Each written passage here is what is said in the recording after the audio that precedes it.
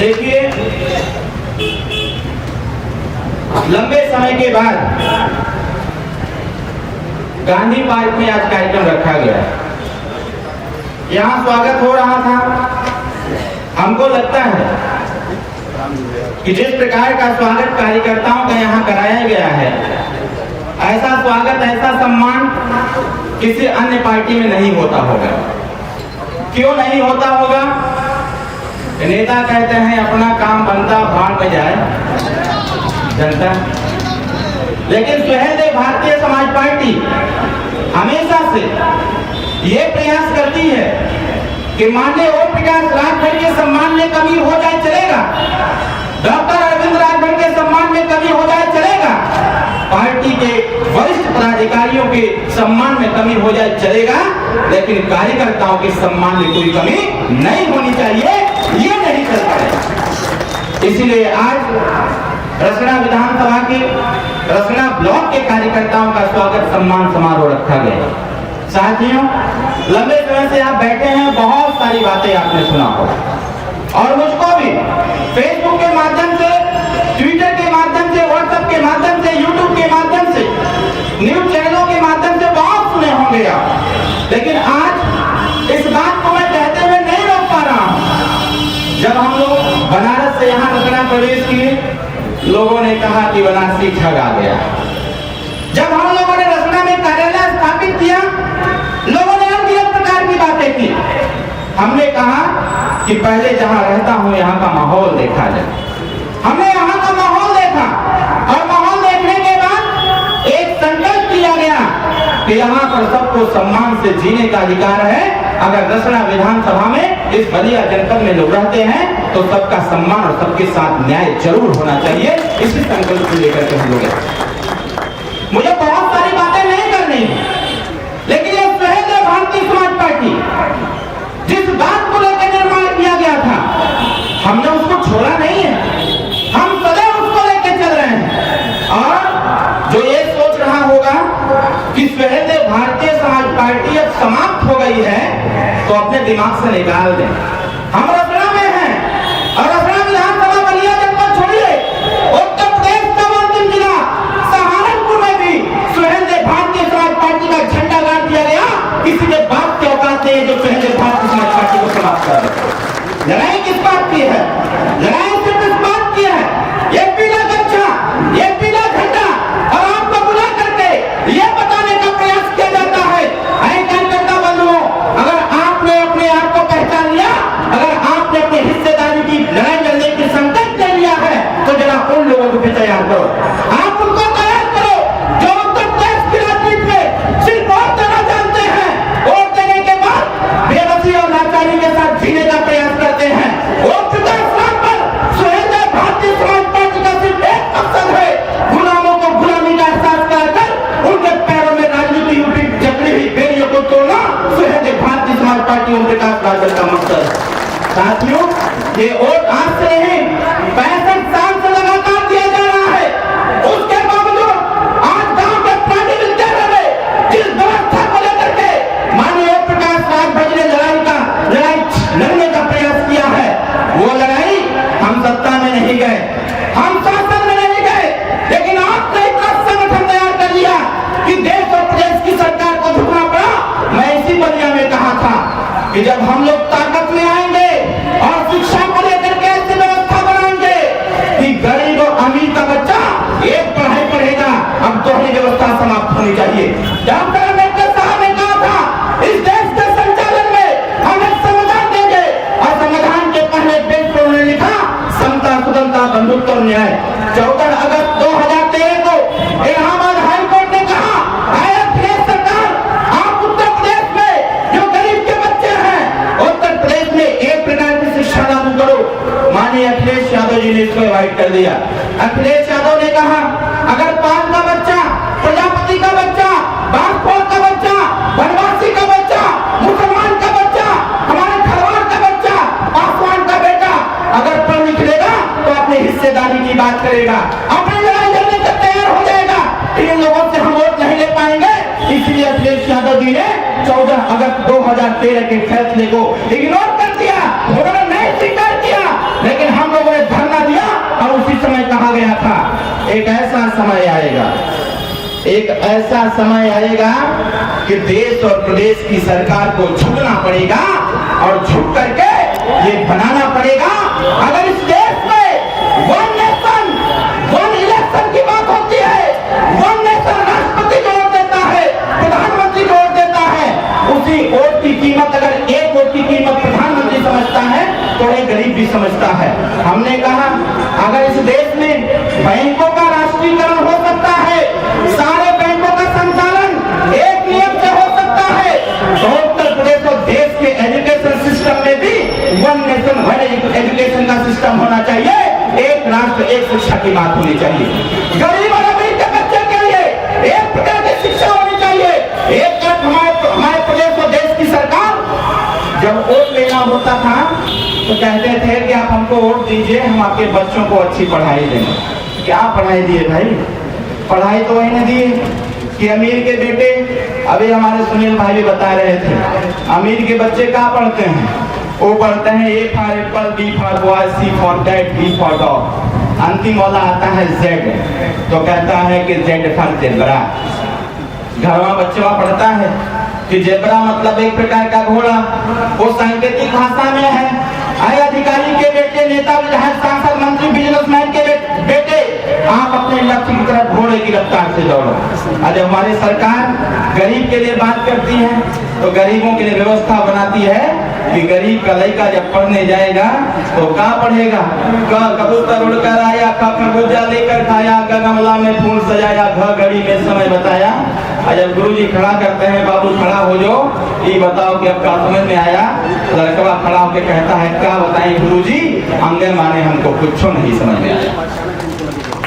ये तर्क है, इसी बात को मान लेता है। सदन ने कहा कि जब हमारे वोट के दम पर अमीरों के बच्चों को अच्छी पढ़ाई दी जा सकती है तो हमारे वोट के दम पर गरीब के बच्चों को पढ़ाई देनी पड़ेगी। और देश की सरकार को बाध्य होना पड़ा, वन नेशन वन एजुकेशन का सिस्टम लागू कर दिया।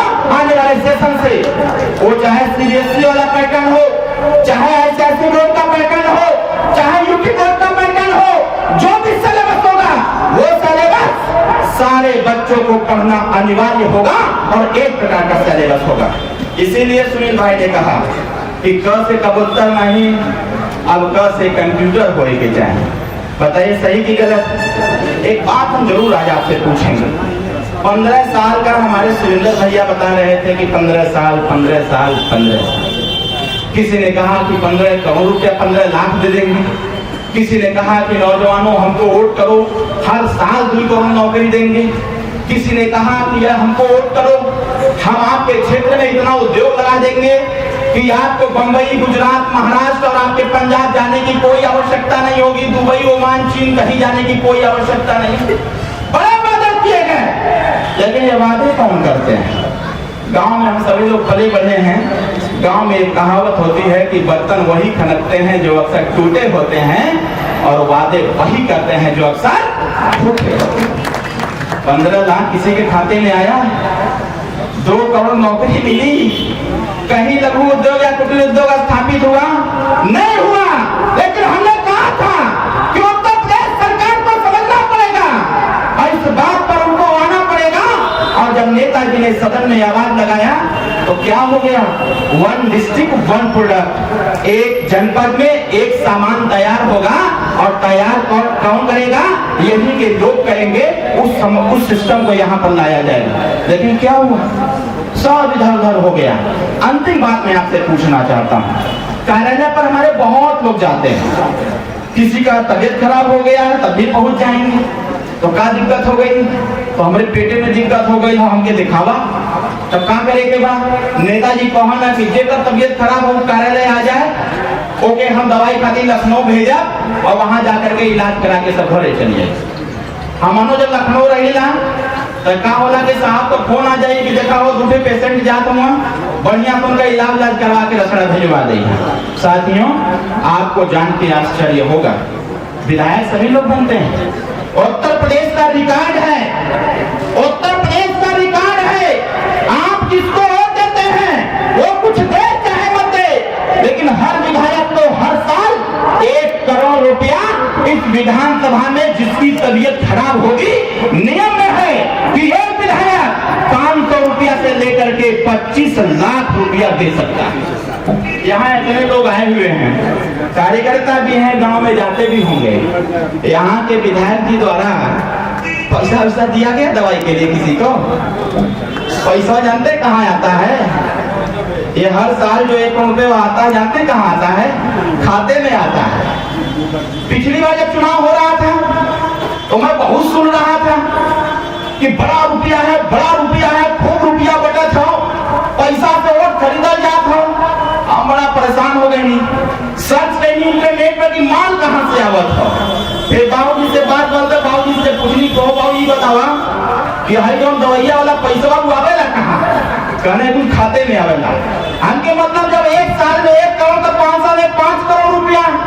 एकर मतलब कि विधायक जी जब मीट मुर्गा मछली दारू सब पियावन खियावन पैसा बांटन है, एक गरीबन का पैसा जो उनके खाते में 5 करोड़ रुपया दवाई के आवेला, वो दवाई का पैसा आपको नहीं देता है और उसी दवाई के पैसे से आपको दवाई पिलाने का कार्य करता है कि दवाई पीजिए और मस्त होकर के हमको वोट दीजिए।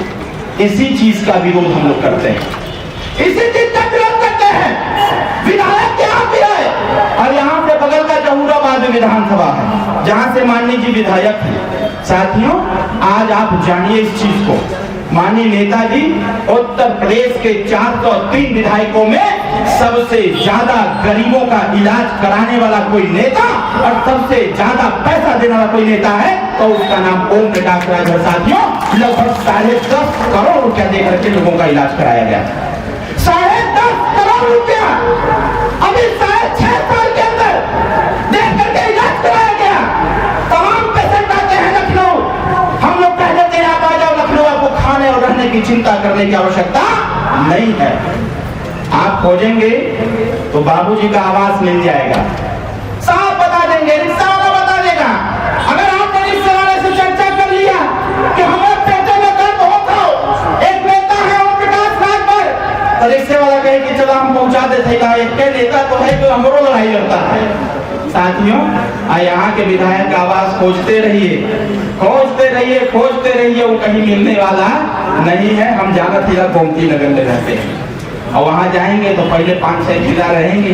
कहाँ से आवत होगा? तो रसड़ा से। सुबह होने जा, वो नेता है ओम प्रकाश राजवरोली, कहाँ जाइए वही सबका इलाज करा सकते हैं हमारे बस के बाद।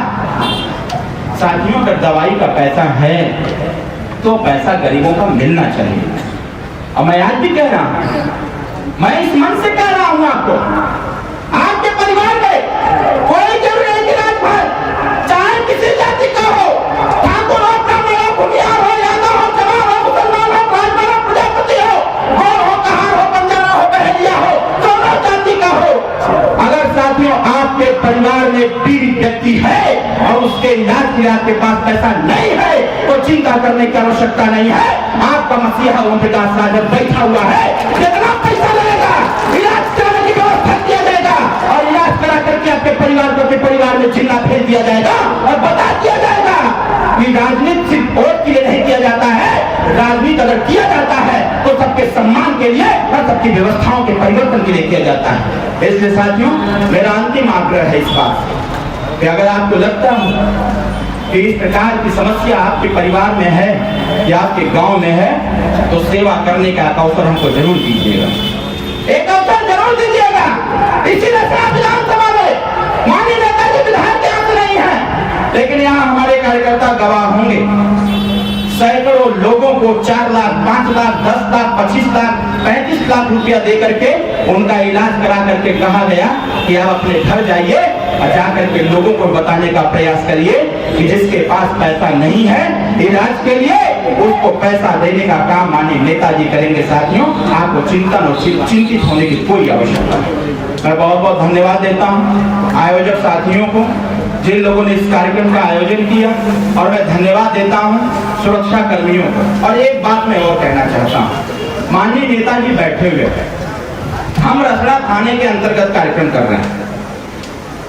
मैं मंच के माध्यम से कहूंगा, रसड़ा विधानसभा में या रसड़ा थाने में जिस प्रकार से गरीब परिवार को परेशान किया जा रहा है, मैं मन से कह रहा इस बात को, क्योंकि मैंने इसकी शिकायत यहाँ के कप्तान से किया था और जिस दिन मैंने कप्तान से किया था उसी दिन इस रसड़ा थाने का दरोगा सस्पेंड भी हुआ।